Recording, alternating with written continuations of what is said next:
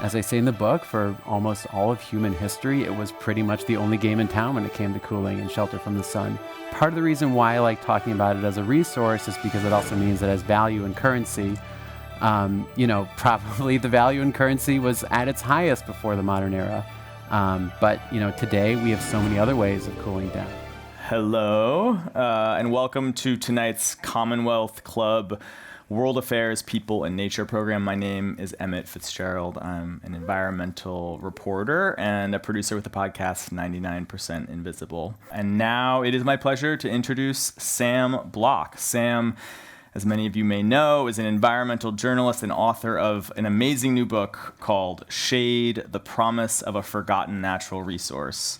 Sam's book blends science, history, urban design, and social justice to recast shade as a critical natural resource that should be available to everyone. Sam, welcome.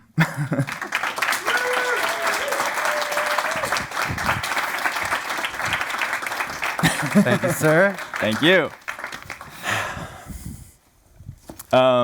So to start, Sam, before reading this book, I think I thought about shade as just like a fact of our physical world, like gravity, something you learn about as a young kid, the first time you see a shadow. But you really take pains, in the title and throughout the book to talk about shade as a natural resource. And I'm curious sort of where that focus on that term, why you chose to focus on shade as a resource. Sure. Before I answer that great question, I just want to say thank you to all of my family and friends here today. It is so nice to see everyone. But to answer your question, I think I talk about shade as a natural resource because, we have things like fossil fuels that we extract from the earth to create energy, and we have water that we need to nourish our plants and to grow our food. We have trees which cast shade, but also are the lumber that we use to build our shelters. And I kind of think of shade as a natural resource, just like that. What it affects and creates is cooling. As I say in the book, for almost all of human history, it was pretty much the only game in town when it came to cooling and shelter from the sun. Part of the reason why I like talking about it as a resource is because it also means it has value and currency. Probably the value in currency was at its highest before the modern era. But today we have so many other ways of cooling down. We have cars, which are little shelters from the elements that we scoot around in. We have air conditioning, which just in terms of cooling, like completely obliterates shade in terms of that power. I think for that reason, shade's value, if we can say, is probably at a low point. What I'm trying to do with this book is to say that in the future, as our climate continues to change, the pendulum might swing back, that shade could become more valuable as a resource because we're going to have to endure more lethal heat. We're going to have to find a way to preserve our public spaces. And we're going to have to fight climate change. And I think shade is going to be the resource that we need to accomplish a lot of that. Yeah. Extreme heat, I think, as someone who's reported on climate adaptation quite a bit, extreme heat is often an overlooked climate threat. I think that we tend to focus more on hurricanes and storms and fires and things that threaten, in particular, property rather than people. But extreme heat, when it comes to climate change as a public health crisis, really is at the top of the list of climate threats. Can you talk about a little bit about why that is and how shade can be a tool to keep people safe in this new era that we are? Yeah, it's seldom appreciated that floods, hurricanes, and tornadoes combined, their death toll is just a fraction of what heat takes every year.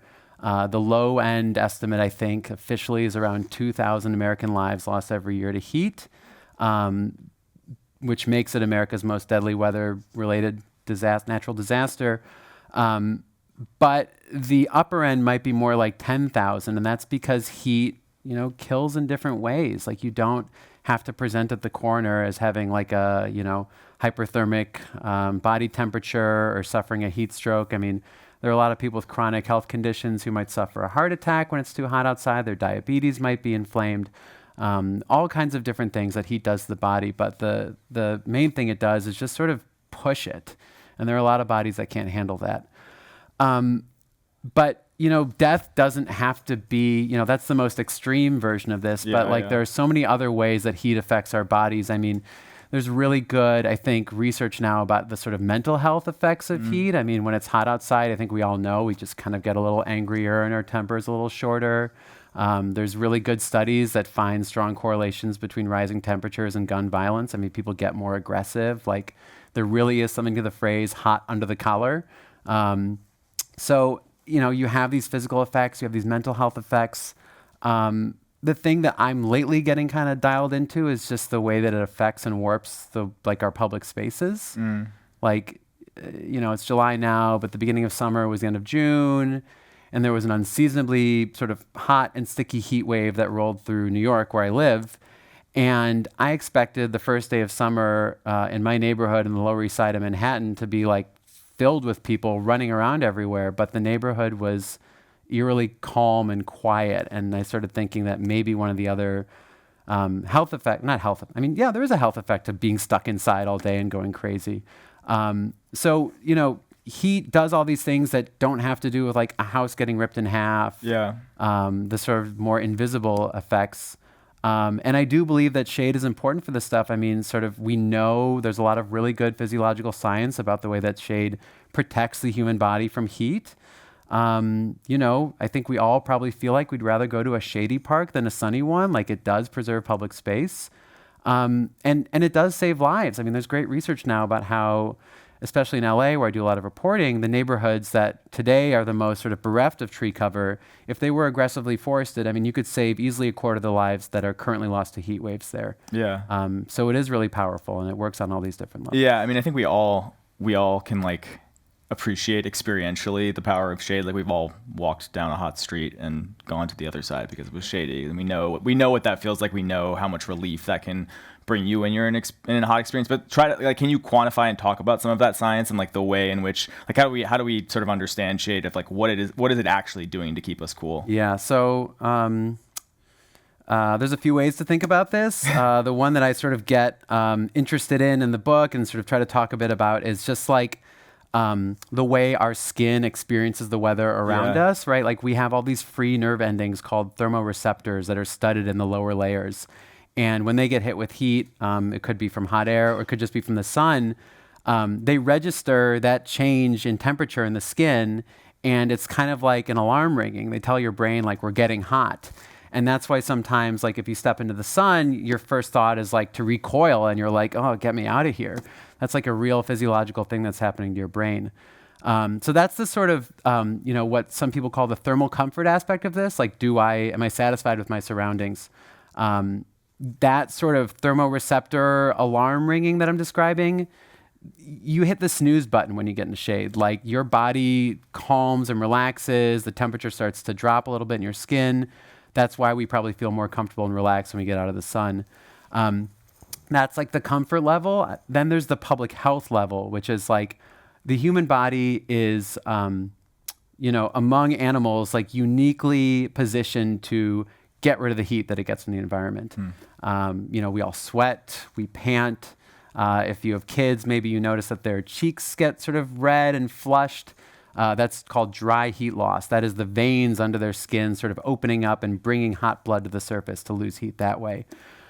We have all these different ways of getting rid of heat, which is important because the heat that we get from the sun can be easily 10 times as, I don't want to say as hot, but as energetic as the air around us, even on a 105-degree day.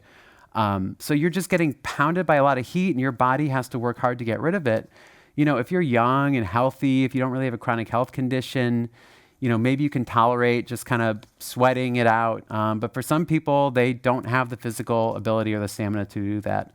I speak to some scientists in the book who've told me that shade cuts what they call the human heat burden by 30%. So this is sort of, and I'll move on from this sort of weedsy, sciencey stuff in a bit. But like, when we go outside, we look at our phone and we see, oh, it's 78 degrees outside. I mean, that is just one element of heat. There's the air temperature, there's humidity, there's the heat that we get from the sun, and then there's the wind. So if you can get rid of the solar radiation, you're cutting out a huge part of that heat burden. That's huge for human health. And just to sort of put a finer point on it, like I've just been talking about sort of personal cooling, right? Being in the sun versus being in the shade. We know at this point that neighborhoods that have been more aggressively forested, that have a lot of trees, are way, way cooler than those without them.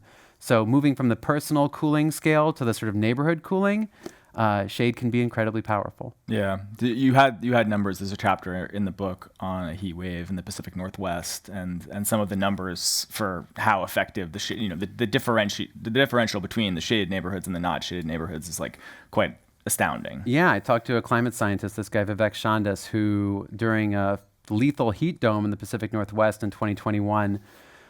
Drove around the city with like a jerry-rigged thermometer that he had devised, a good one. He's a scientist. He knew what he was doing. But he, when he was in the neighborhoods that were in the shadow of like a natural forest, up in the hills, he was getting air temperatures of around 99 degrees. But when he went to the other side of the city that had been paved under asphalt and filled with parking lots and wide roads and arterials and choked by highways, it was 25 degrees hotter there, 124 degrees.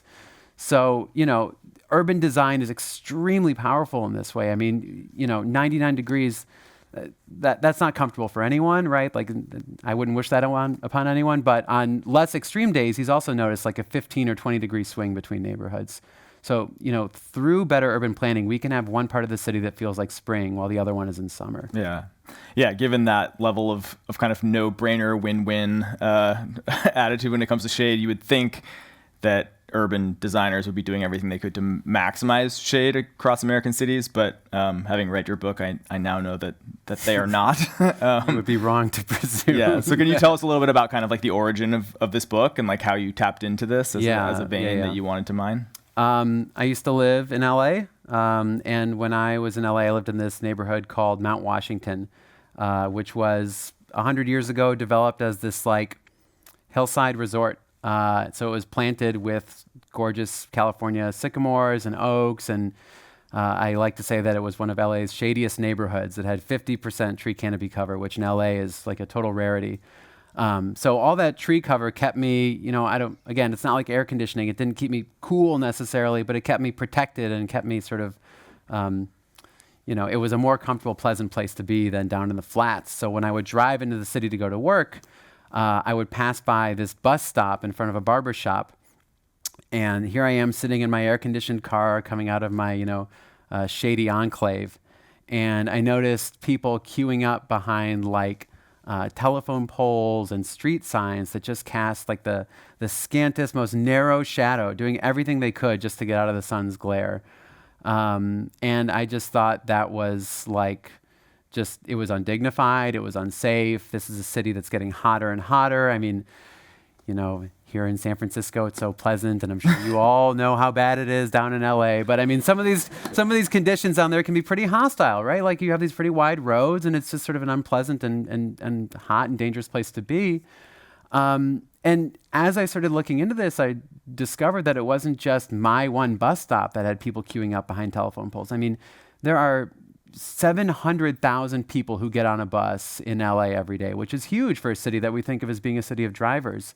And 75% of those bus stops are nothing more than a pole on the side of the road, at least within city limits. And I think I just sort of set out on my like kind of quixotic like quest to figure out like what is going on here? Like, how did it get to be this way? Number one, like this thing that we take for granted, right? That, you thought is like gravity. It's just everywhere. How did it get to be so rare in the streets of LA? And then number two, what can we do about it? Yeah. Like, are we fated to this, or is a better world possible? Yeah. Some of my favorite chapters in this book, and I really encourage you all to read it, are the historical ones that really go back and look, at the ways it hasn't always been this way, and the way that there were times in human history where shade was an organizing principle for society, really. And so, can you talk a little bit about that, and specifically about there's this reference to Mesopotamia in the book as a city that kind of arose really because of shade.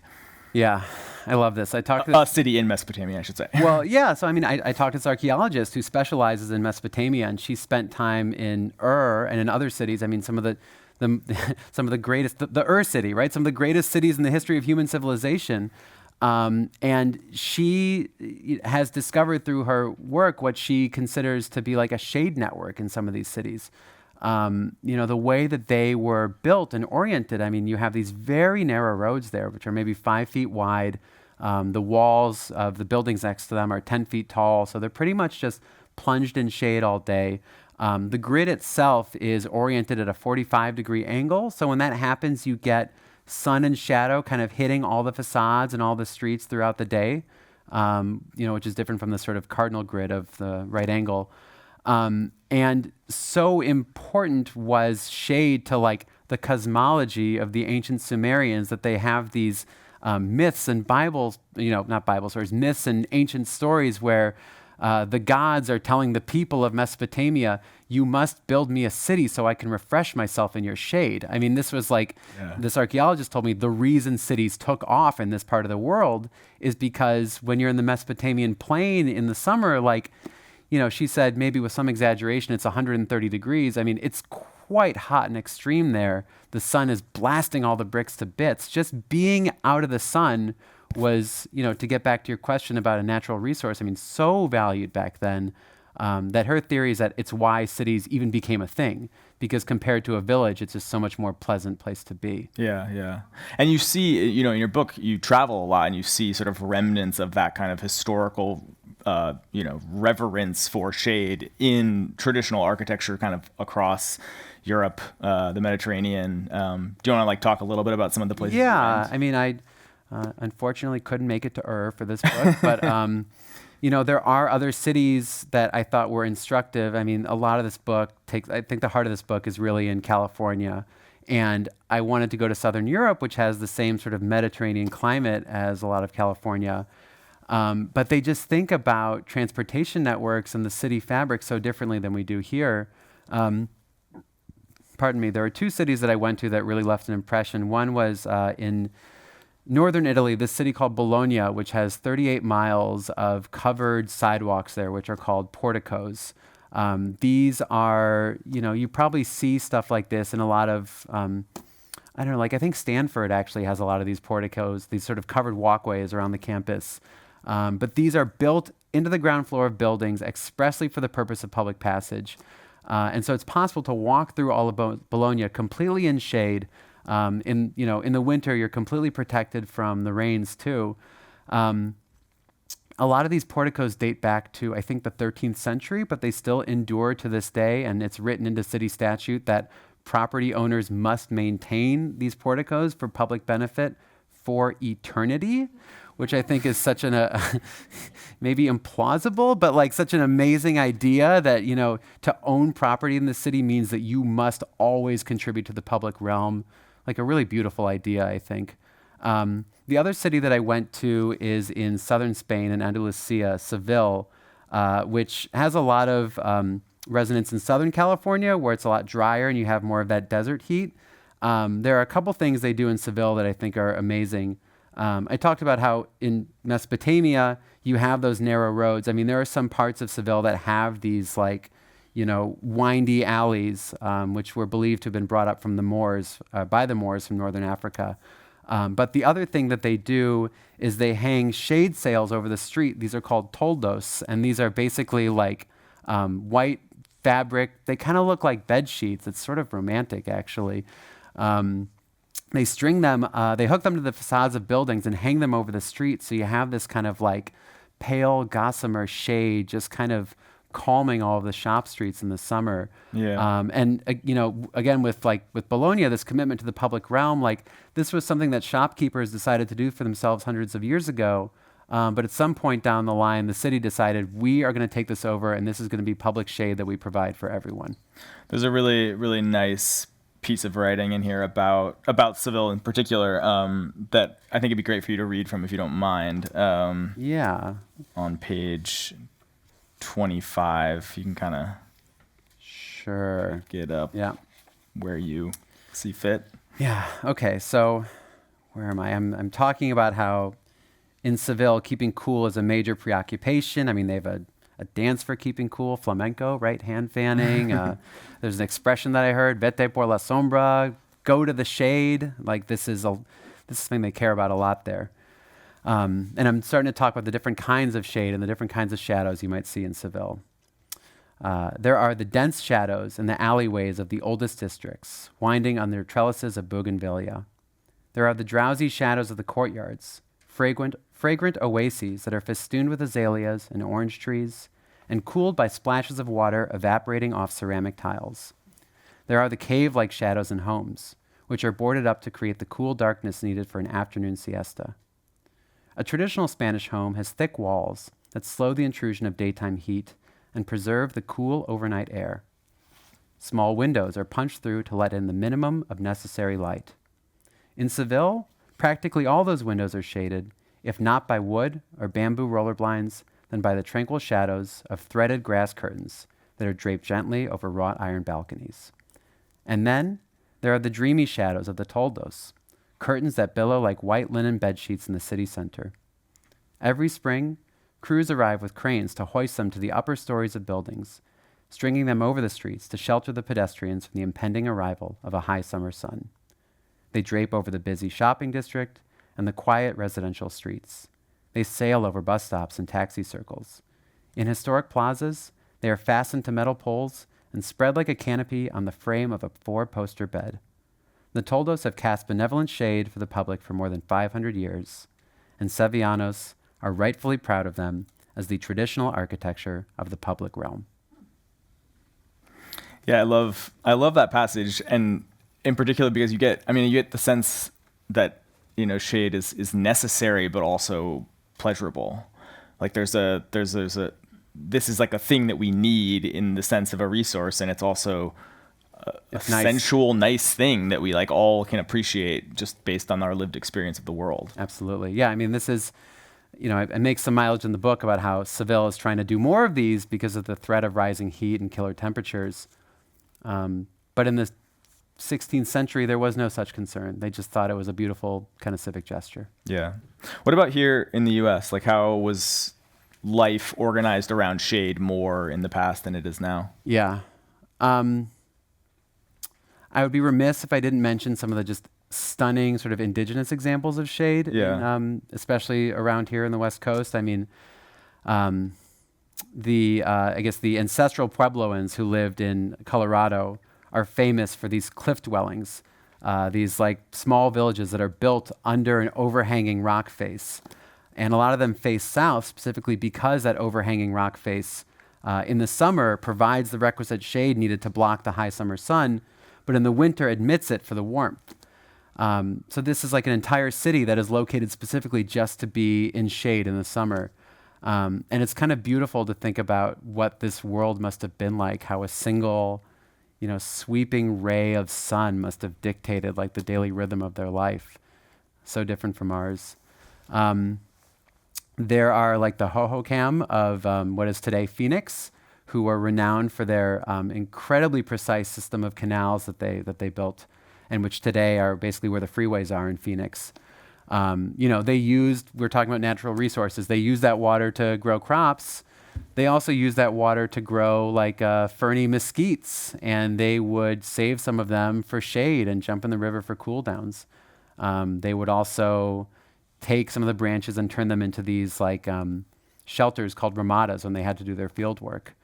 And then in Southern California, the indigenous people, the Tongva, who lived in what is today modern LA, interestingly, when a lot of the Spanish, colonizers came over, in their sort of travelogues, they're writing about encountering these entire villages that are built under oak forests. So people intuited and they understood, especially in, sort of West Coast climates, the importance of shade.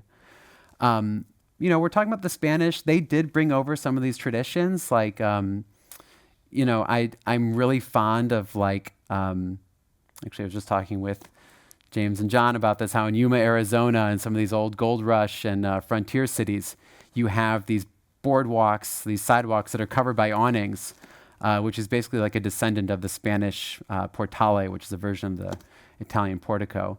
So some of that Spanish urban design did come over here.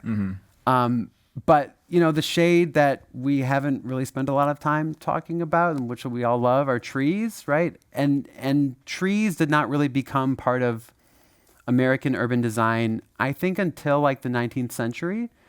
And there were a few things going on then that are sort of probably difficult for us to imagine now.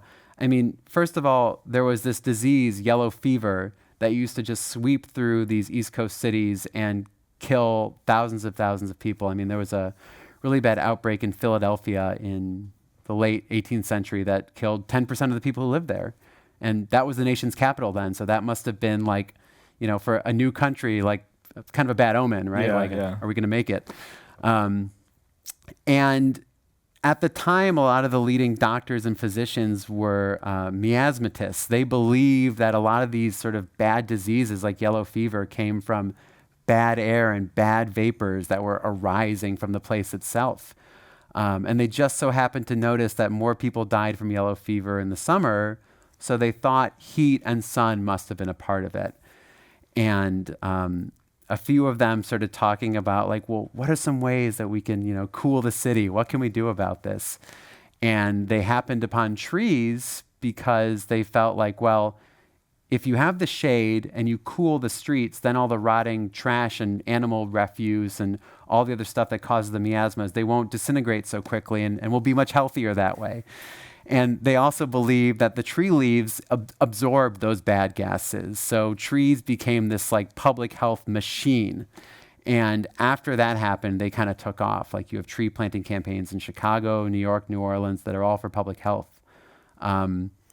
Right, so they were wrong about the science, right? That was not the problem, but they were right that trees are good for public health. It's so funny that you mentioned this. We just put out an episode on the show that I work for today, all about airborne infection, and the sort of same thing happens where the miasma theory people were all so wrong about the science, but they were very, very convinced that we needed ventilation, which they didn't understand why, or they thought that was to prevent these miasmic gases that they thought were infecting everyone from building up inside cities. So we needed windows. So they also cut a bunch of windows, which incidentally increased airflow and prevented a lot of disease that they didn't understand. That's cool. I'll check out this episode. They were wrong about a lot of things, but also incidentally right about some stuff. Right-ish. So I guess you've painted a kind of picture of a glorious shady world in the past, and I guess the question is like, what happened? I'm sure there's many pronged answer, but how did we fall so far in terms of our relationship with shade? Yeah, 3 big things. Cars are the enemy of shade. That's where I've landed after writing this book. I talked about going to Europe and going to all these beautiful cities that have like amazing sort of shade features explicitly for pedestrians. These are cities that think about pedestrianism and walking around as the way to experience a city. Maybe San Francisco is sort of one of the rare exceptions where you sort of appreciate walking in New York, where I live, and a few other places. But for the most part, in the early 20th century, urban planning as a discipline was, the first important urban planner was this guy, Harlan Bartholomew, who was a traffic engineer in Newark, New Jersey. And all he cared about was easing traffic. And this guy ended up writing street plans and comprehensive plans for, Lansing, Michigan, Evansville, Indiana, Los Angeles, St. Louis, all over the country, Newark. So, when we are, as a discipline, building cities, we are building them in the 20th century to accommodate cars. And the problem is that if all you care about is cars, you're going to make roads wider and wider, and your sidewalks are going to get narrower and narrower. And when that happens, there's not as much space for a tree well or for a tree root. I even write about in the book like a sort of lost vernacular form of shade, the like the sort of Old West awning with the fixed post. Those posts all get knocked out because you need that space for parking. Cars are a big problem and still a big problem, and we'll get back to that in a bit. Air conditioning, which I've also mentioned. I mean, there are these stories of these developers in the baby boom after World War II who are being, underwritten by the government to build millions of new houses for all these new families.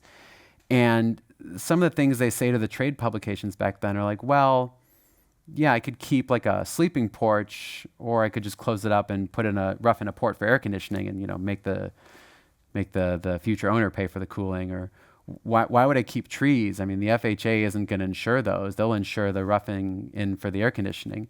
So, there's just shade is outmoded; it's blown away by air conditioning, and then, between the cars and the air conditioning, like you're kind of losing a lot of the sort of constituency, for lack of a better term, for people who care about the outdoors and care about the condition on the street and want to advocate for keeping it comfortable.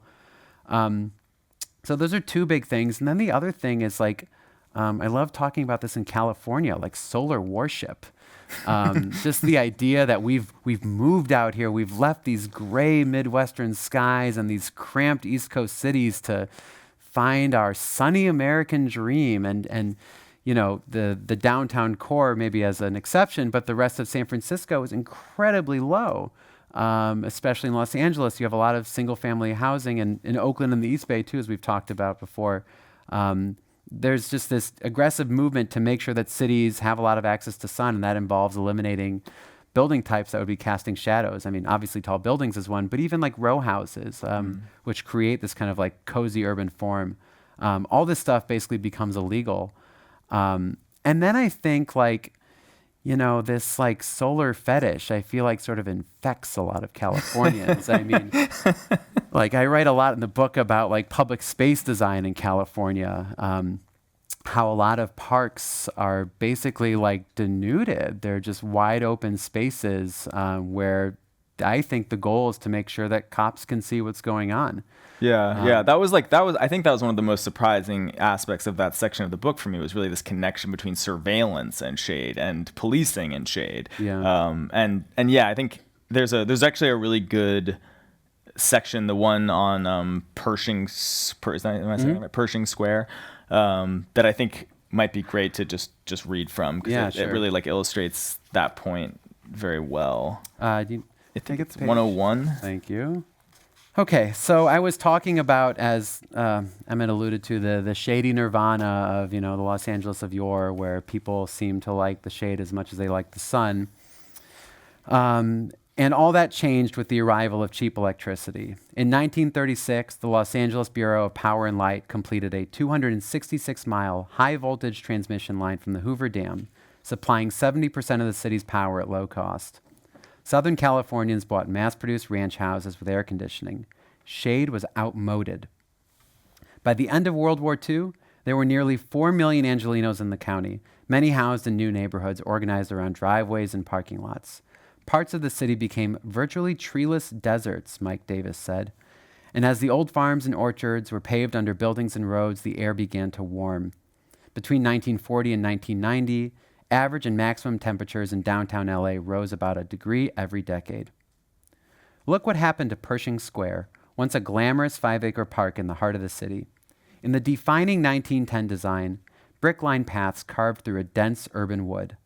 Under the tropical leaves of banana trees and birds of paradise, a white-collar lunchtime crowd read newspapers and books from a library cart and congregated to hold forth on global affairs. Then, in 1951, the park was bulldozed to install a 3-story underground parking garage. The trees were relocated to Disneyland, where the ficuses shaded Main Street, USA, and the date palms became scenery for the Jungle Cruise. On top of the parking garage, Pershing Square became a large and thin expanse of grass, as the subsurface made it impossible to plant deep-rooted trees. To make things worse, the square was fenced off from the promenaders and flaneurs. The park's, quote, nuts and blabbers, in the words of the Los Angeles Times, were relegated to its edges, where they competed for space with cars entering the garage through deep surface gashes. It's easy to see how this hostile design reflected the values of the peak automobile era, but there is more than meets the eye. The destruction of urban refuge was part of a long-term strategy to discourage gay cruising, drug use, and other shady activities downtown. In 1964, business owners sponsored another redesign that was intended to finally clear out the, quote, rude panhandlers, deviates, and criminals. The city removed the perimeter benches and culled even more palms and shade trees so that office workers and shoppers could move through the park without being, quote, accosted by derelicts and bums. Sunlight was weaponized against these undesirables. Before long, pedestrians will be walking through instead of avoiding Pershing Square, the Times declared, and that is why parks are built. But it turned out to be an indiscriminate attack. Shorn of its canopy and surrounded by car traffic, the see-through Pershing Square was forsaken not only by the scofflaws and degenerates, but by shoppers and businessmen too. It was not so much a dangerous place as it was ignoble, a sort of last resort for people sleeping off the night before or dozing off the rest of their lives. As Times columnist Art Seidenbaum moaned, out went sweet shade, in came sterility. Yeah. I feel like that anecdote really sums up like so much of the different forces that compete in one place and seeing, the loss of.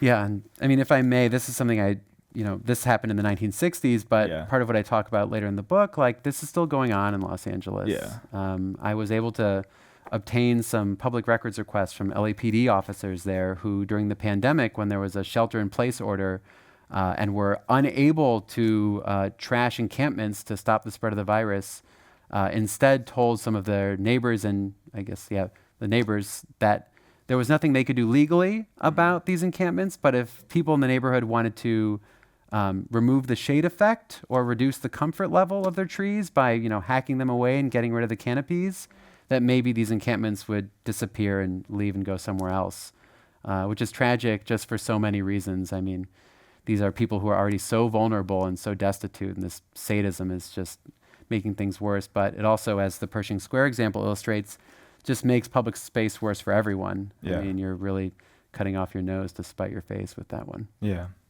One thing that is just like so clear throughout the book is that, while there's a lack of shade in cities throughout the country, like shade is not distributed even remotely evenly. And I think this is something that like we all know just like by wandering around cities. It's like I recently moved from I lived in Elmwood in South Berkeley, which, like as the name suggests, is like a leafy green, lots of trees, wealthy kind of area, to a part of North Oakland that's like nominally it's not that much different, but one of the most profound things you notice just like walking around is that it is less shady in a very real way. Like it is probably the most palpable change in my life of like the switch between those two neighborhoods. And I felt that throughout the whole book, that this is like part of the urban geography that we really like need to reckon with. Totally. Yeah, there's a Portland State University professor who I talk to a lot. His name is Vivek Chandas, and a lot of you have probably seen these reports that came out in 2020 about the correlation between redlining and urban heat today.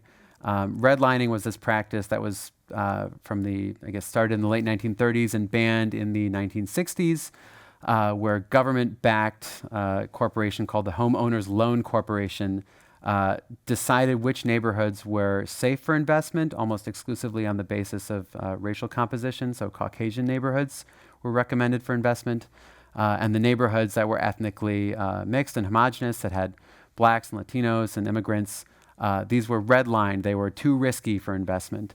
And Professor Chandas' theory about what happened is that, let me back up for a second here. Redlining did not sort of create some of these urban inequalities. Like when I was in LA in the book, I visited this neighborhood called Windsor Square, which is right in the middle of the city. I mean, it's kind of incredible. Like if you look at it on Google Maps, it is just surrounded by gray, hard asphalt, just looks like LA. And then right in the middle is this green oasis. So naturally it has no reason to be green, but it was designed that way. So when that neighborhood was built in the 1910s, it was a luxury neighborhood where the developers made sure that all the lots were really big, so there was lots of room on the property for trees. They made sure that all the sidewalks had broad parkways, they're called, like planting strips for big trees. They also undergrounded the utilities, so there were no power lines in the way to interfere with canopies. Of course, black people were not allowed to live there because of racially restrictive deed covenants. where they were allowed to live was a working class city and now neighborhood called Watts. And, there was no money available to like hire the gardener to make sure you had trees thriving in your parkway because they were shut out of access to any money at all. And because of redlining. And Professor Shonda's theory is that these neighborhoods that were denied access to capital, when the people who live there don't have any access to money to invest in the neighborhood, in a very literal way, the real estate value plummets. And when the real estate value plummets, it becomes targeted for urban renewal projects, things like highways and wide arterials, citing public housing projects there, factories, and just getting paved under asphalt. And these sort of projects are all really efficient at holding in the sun's heat, right? There's no vegetation to dissipate it. It just holds it in and boils it, and it gets hotter and hotter and hotter. This is what is called the urban heat island effect. And so his theory is that across the country, I mean, he surveyed like 107 cities, and 99 of them, the red line neighborhoods were 7 to 10 degrees hotter today than the green line ones were. So trees are natural, right? They do grow, but when it comes to the way they're allocated in cities, there is nothing natural about that. Yeah. We've got like maybe 5 minutes left before we have to go to the Q&A, but I want to like at least start to talk about turning this ship around. Yeah. And people who, because it's like, this is a problem that architects and urban planners recognize, the unequal access to shade. It's like something that is well documented. It's in the literature, and there have been good faith efforts to try to deal with this, but it's a lot harder than you think. And you go through this one story in particular in LA that's kind of a infamous saga of sorts, called La Sombrita. So do you want to kind of tease out like Yes. an abbreviated version of what happened there and what the lessons are we can learn from it? Yes. As I told the designers of La Sombrita, it was the world's most famous shade structure. Yeah. This is a skateboard-shaped metal screen that's maybe 2 feet wide that was bolted onto a bus pole at 4 Los Angeles bus stops. If La Sombrita was right here, it would cast enough shade for me and for Emmett's foot, I think. And part of the problem was that this was announced as an innovative shade structure. The city was falling all over themselves to tell the public about how great this thing was. And when it was revealed, it was just mercilessly dunked on Twitter over and over again. This was the most I've ever seen people talking about shade on the internet, was when Yes, these pictures it was came out. Shade's viral moment. Yeah. It was. I was fortunate to be writing a book when this happened, and everyone knew this thing wasn't good enough. Like I'm describing, just sort of physically, the puddle of shade that it casts for one person is not enough for the 10 or 20 people who have to wait for the bus at places like this. They knew it wasn't enough because LA had been promising more robust bus shelters to bus riders since the 1970s and had been failing to do that. And this thing comes along and it's basically perceived as a slap in the face and an insult. But one of the things that, reading the book that I was impressed with, or like the nuance that you gave to it, was that you didn't just sort of blame the designers of La Sombrita. No, I think the designers had no choice. Yeah. They were the conditions were so abysmal. I mean, what I try to talk about in the book, I mentioned earlier why cars are a problem. I mean, in Los Angeles, to put in a standard issue bus shelter, you need 8 feet of sidewalk width. But the average sidewalk width in Los Angeles is 7 feet, 8 inches. And that's because most of these roads have been narrowed away to make more room for cars. Even if you do have the physical space available for a proper bus shelter in Los Angeles, there are all these rules and codes that all privilege car safety and access. I mean, intersections, you can't have any shade of no trees, no shelters within 50 feet in any direction. Driveways, which are ubiquitous in a lot of California cities, you can't have any trees within 20 feet of those. All this other urban junk too that kind of just gets in the way. All this stuff goes in the ground before anyone has any idea to put a tree or even a bus shelter there. And because shade isn't prioritized, there's only a little bit of space accidentally spared for it. La Sombrita is the Band-Aid. I'm pretty adamant that if cities are serious about making shade, they have to be planning for it from the beginning. When engineers are talking about roads and sewers, you need the architect there talking about shade too. I mean, it can't be an afterthought. Otherwise, this is the solution. Are there places in the world where it is treated as a central part of planning? Yes. 3 examples that I talk about in the book. One, officially it's a democracy, but the quasi-authoritarian nation-state of Singapore was for decades, led by this guy who was a fanatic about microclimate. He believed that no one would get any work done if it was too hot, so he put shade trees everywhere. And even to this day, like developers, I mentioned in Bologna how you have to contribute to the public realm. In Singapore, it's kind of the same thing where if you're developing something near transit, you have to basically carve out a covered walkway to make sure that you can walk to transit without being assaulted by the sun or the rain. Australia has really amazing shade infrastructure there because they're concerned about the sun for a slightly different reason, not for heat, but for UV exposure and skin cancer. So shade sails are, I think, kind of like a ubiquitous feature of playgrounds there. But the example that I sort of keep coming back to is in Spain. It's in Barcelona. This is a city that was, for 8 years, led by a mayor who was she was mostly like a housing activist, but she was also motivated to act on climate too. And she led this program to pacify the streets, to basically get cars off the road, to take away some of the parking lanes, and eventually start filling them in with trees and vegetation. Super tough sell in America. It is being done in a few different places. Portland actually started doing it after their heat dome. But what I love about this solution is that it's both mitigating climate change and adapting to it, right? It's mitigating climate change because cars in the transportation sector, at least in the US, account for 30% of greenhouse gas emissions. So the fewer cars you have on the road, the better it is for warming. And then it's adapting to climate change too, because you're making more trees and shade. I would love to see this being done like in a surgical way in hot neighborhoods that really need it. Are there places in the U.S. that you see some of that energy?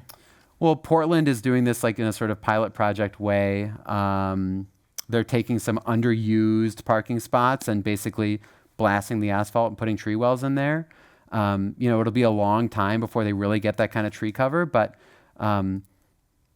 it's showing the way to life after fossil fuels is sort of how I think about it. Yeah. We've got time for one more question from me. Yeah. In many ways, this is an LA book, but, here, I don't know how people are thinking about this here in San Francisco. We're like coming off the back of the coldest July that I can remember. I don't know how appetizing shade sounds to all of you at the moment, but make the case to a room full of San Franciscans that we should, in our city, be caring about this and be investing in this the way that people in Barcelona are.